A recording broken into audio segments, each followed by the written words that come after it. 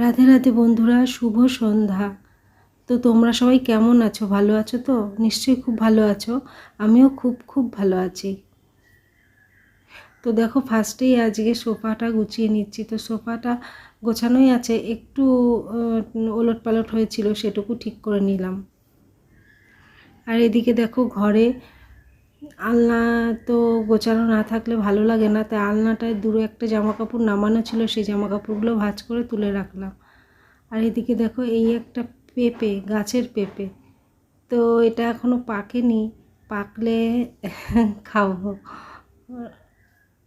না, পাকবে, পাকার দরকার নেই, আজকে এক্ষুনি কাটবো। মেয়েকে বললাম যে পেঁপে একটু খাবি, পেঁপেটা না কাঁচা ডাসা পেঁপে খেতেও ভালো লাগে। তো সেই জন্য ভাবলাম যে ডাসাই কাটি, আমি আর মেয়ে দুজন এখন একটু খাই, তারপরে আবার বাকিটুকু রেখে দেবো। আজকে সন্ধেবেলায় না ভাত, রুটি আর মাছও ভাজা ভাজা করতে হবে। তো মাছ ভাজাটা লাস্টে করব, আর ভাত রুটি দুটোই করতে না একটু ইচ্ছা করছে না আজকে। তো হাজব্যান্ডের কাছে ফোন করে শুনে নেবো, যদি ভাত খায় তাহলে একবারে ভাত বসিয়ে দেবো, আর যদি রুটি খায় তাহলে রুটি করতেই হবে। দেখো, পেঁপেটা না ডাসা, ভালো লাগছে, খারাপ লাগছে না, কিন্তু কেটে ফেললাম, রাখলে ভালো হতো।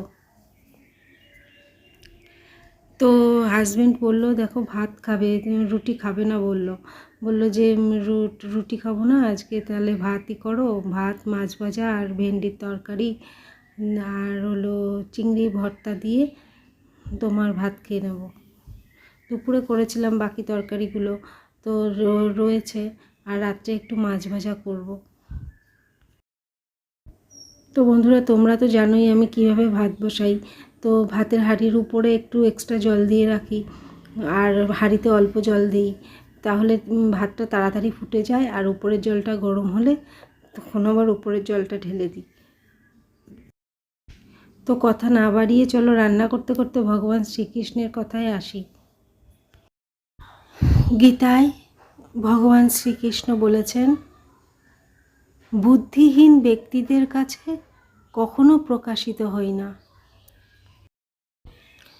তাদের কাছে আমি আমার অন্তরঙ্গা শক্তি যোগ মায়া দ্বারা আবৃত থাকি। তাই এই মহাচ্ছন্ন জগৎ জন্ম মৃত্যু রহিত আমার অব্যয় স্বরূপ জানতে পারে না। রাগই মানুষের বুদ্ধি নষ্ট করে, তাই আমরা যেন কথায় কথায় রাগ না করি, নিজেকে শান্ত রাখার চেষ্টা করি। হিংসা মানুষকে অমানুষ করে তোলে, তাই আমরা যেন হিংসা না করি, আমরা যেন আমাদের মনকে বোঝাতে পারি, শান্ত রাখতে পারি, সেই দিকে আমাদের খেয়াল রাখতে হবে। আর মিথ্যুক ব্যক্তিকে সকলে অবিশ্বাস করে, তাই আমরা যেন সত্যি কথা বলার সৎ সাহস সবসময় রাখি, সত্যে থাকি, সৎ পথে চলি, তাহলেই তিনি আমাদের অনেকটা পথ হাত ধরে এগিয়ে দেবেন। তাই ঈশ্বরের উপর যেন আমরা বিশ্বাস না হারাই, তাকে যেন পরম বন্ধুরূপে পাওয়ার চেষ্টা করি। তাকে বন্ধু করে নিতে পারলে তিনিই সব করে দেবেন, আমাদের কিছুই করতে হবে না। তাই বলে পড়াশুনো না করে পাশ করে যাব এরকমটা কিন্তু নয়, আমাকে খাটতে হবে। আর কোনো কাজ করতে গিয়ে যদি বারবার আমরা অসফল হয়ে যাই, তাহলে তাকে যেন একবার অন্তর থেকে স্মরণ করে নিই, তাহলেই আমরা বুঝতে পারবো তিনি আছেন কিনা, তিনি আমাদের সাহায্য করেন কিনা। তো বন্ধুরা, রান্না করতে করতে তো ভগবান শ্রীকৃষ্ণের কথা দু একটা আলোচনা করা হলো, তো ভালোই লাগছে মনটা, আর তোমাদেরও নিশ্চয়ই খুব ভালো লাগছে। তো তোমাদের যদি ভালো লেগে থাকে তাহলে অবশ্যই সাবস্ক্রাইব করো, আর আজকের ভিডিও এ পর্যন্তই, টাটা।